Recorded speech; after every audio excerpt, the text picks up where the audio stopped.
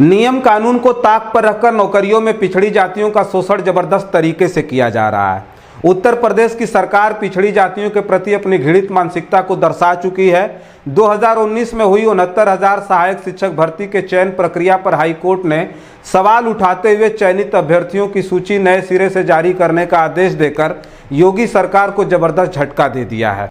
उत्तर प्रदेश में हुए 69,000 सहायक शिक्षक भर्ती घोटाले को लेकर पिछड़ी जातियों के अभ्यर्थियों ने लगातार प्रोटेस्ट करके सरकार से न्याय की गुहार लगाते रहे, लेकिन सरकार को मानो कोई फर्क ही न पड़ने वाला हो।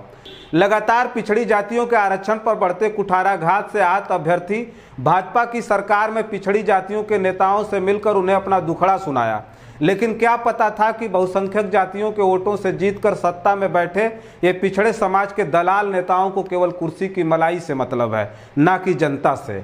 69,000 सहायक शिक्षक भर्ती घोटाले को लेकर प्रदर्शन कर रहे अभ्यर्थी उत्तर प्रदेश के डिप्टी सीएम केशव प्रसाद मौर्य से भी गुहार लगाते रहे, साथ ही भाजपा सहयोगी ओम प्रकाश राजभर से भी गुहार लगाई, लेकिन सुभाषपा प्रमुख ने प्रदर्शन कर रहे अभ्यर्थियों पर हुए लाठीचार्ज के सवाल पर मीडिया में बेशर्मी से ये बात कही कि ये पिछड़ी जाति के प्रदर्शनकारी लात खाने के लायक ही हैं। सत्ता के मद में चूर सीएम योगी आदित्यनाथ सहित इन पिछड़ी जातियों के नेताओं को 69,000 सहायक शिक्षक भर्ती घोटाले के मामले में हाईकोर्ट ने तगड़ा तमाचा लगाया है। इलाहाबाद हाईकोर्ट की लखनऊ पीठ ने 2019 में हुई 69,000 सहायक शिक्षक भर्ती के चयनित अभ्यर्थियों की सूची नए सिरे से जारी करने का आदेश दिया है। कोर्ट ने 1 जून 2020 और 5 जनवरी 2022 की चयन सूचियों को दरकिनार कर नियमों के तहत 3 माह में नई सूची बनाने का निर्देश दिया है। कोर्ट के इस फैसले से राज्य सरकार को बड़ा झटका लगा है। वहीं पिछली सूची के आधार पर नौकरी कर रहे शिक्षकों की सेवा पर भी संकट खड़ा हो गया है। न्यायमूर्ति AR मसूदी और न्यायमूर्ति बृजराज सिंह की खंडपीठ ने आरक्षण कोटे का सही से अनुपालन न किए जाने के मामले में पिछले साल 13 मार्च को दिए गए एकल पीठ के फैसले को चुनौती देने वाली अशोक यादव व अन्य अभ्यर्थियों की 90 विशेष अपीलों पर यह फैसला दिया है। कोर्ट ने बीते मंगलवार को यह फैसला सुनाया था। फैसला हाईकोर्ट की वेबसाइट पर शुक्रवार को अपलोड हुआ। कोर्ट ने कहा कि नई सूची में 1981 के तहत आरक्षण अधिनियम 1994 के मुताबिक आरक्षण नीति का पालन किया जाए।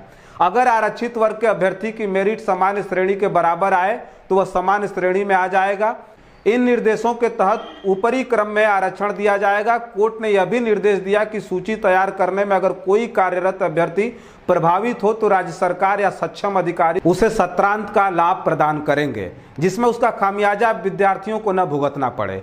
कोर्ट ने इन निर्देशों के अनुसार एकल पीठ के आदेश व निर्देशों को संशोधित कर दिया। इस मामले में 69,000 प्राथमिक सहायक शिक्षकों की भर्ती में आरक्षण के विवाद के मुद्दे उठाए गए थे। इस मामले में परिषदीय विद्यालयों को 69,000 शिक्षक भर्ती में आरक्षण विसंगति पाए जाने पर हाईकोर्ट ने 13 मार्च 2023 को 6800 अभ्यर्थियों की सूची रद्द करते हुए पूरी लिस्ट को फिर से देखने का आदेश राज्य सरकार को दिया था। इसके खिलाफ 19,000 सीटों पर विवाद को लेकर कुछ अभ्यर्थियों ने हाईकोर्ट की 2 न्यायाधीशों के खंडपीठ में विशेष अपील दाखिल की थी।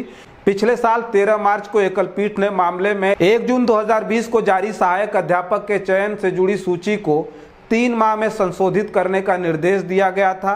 कोर्ट ने इसके साथ ही भर्ती परीक्षा के क्रम में आरक्षित वर्ग के अतिरिक्त 6800 अभ्यर्थियों की 5 जनवरी 2022 को जारी हुई चयन सूची को भी खारिज कर दिया था। इस चयन सूची को यह कहते हुए चुनौती दी गई थी कि इसे बिना किसी विज्ञापन के जारी किया गया था। याचियों की तरफ से अधिवक्ता ने कोर्ट में बताया था कि 69,000 सहायक शिक्षक भर्ती प्रक्रिया में आरक्षण नियमावली का सही से पालन नहीं किया गया। इस कारण आरक्षित वर्ग में चयनित 18,988 अभ्यर्थियों को जारी कट ऑफ में 65% से ज़्यादा अंक प्राप्त करने के बावजूद सामान्य श्रेणी की सूची में शामिल नहीं किया गया। इनकी नियुक्ति प्रक्रिया को आरक्षित श्रेणी में ही पूरा कर दिया गया, जो आरक्षण नियमावली का उल्लंघन था। इससे आरक्षित श्रेणी के अन्य अभ्यर्थियों का चयन नहीं हो सका।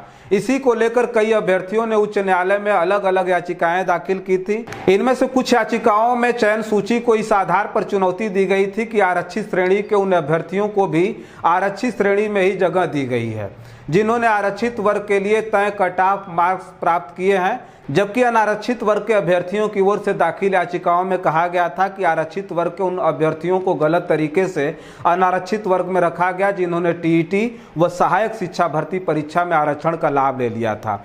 इन याचिकाओं में एक बार आरक्षण का लाभ लेने के बाद अनारक्षित वर्ग में अभ्यर्थियों का चयन किए जाने को विधि विरुद्ध बताया गया था, जबकि 2 याचिकाओं में आरक्षित वर्ग के 6,800 अभ्यर्थियों की 5 जनवरी 2022 की चयन सूची को चुनौती दी गई थी। वहीं 69,000 शिक्षक भर्ती मामले में सपा चीफ अखिलेश यादव ने बीजेपी पर निशाना साधा है। उन्होंने शिक्षक भर्ती को लेकर कहा कि ये भर्ती भी बीजेपी के घपले, घोटाले और भ्रष्टाचार की शिकार साबित हुई है। इसके साथ ही उन्होंने आगे कहा कि हम नई मेरिट लिस्ट पर लगातार निगाह रखेंगे, क्योंकि मेरिट लिस्ट रद्द करने के बाद कोर्ट के 3 महीने के अंदर नई मेरिट लिस्ट जारी करने का आदेश जारी किया है। वहीं पूर्व मंत्री राष्ट्रीय शोषित समाज पार्टी के प्रमुख स्वामी प्रसाद मौर्य ने एक्स पर लिखा कि माननीय उच्च न्यायालय ने 69,000 शिक्षक भर्ती में उत्तर प्रदेश भाजपा सरकार द्वारा आरक्षित पदों पर सामान्य वर्ग के लोगों के भर्ती घोटाले का संज्ञान लेते हुए 3 महीने के अंदर आरक्षण नियमावली का पालन करते हुए नई मेरिट लिस्ट बनाने का आदेश दिया है। हम पहले से ही 18,000 पिछड़े वर्ग व अनुसूचित जाति के आरक्षित पदों पर किए गए घोटाले का मुद्दा उठाते रहे हैं, इसलिए माननीय उच्च न्यायालय के इस निर्णय का हम स्वागत करते हैं। विश्वास है कि आरक्षित वर्ग के पीड़ित अभ्यर्थियों को अब न्याय अवश्य मिलेगा।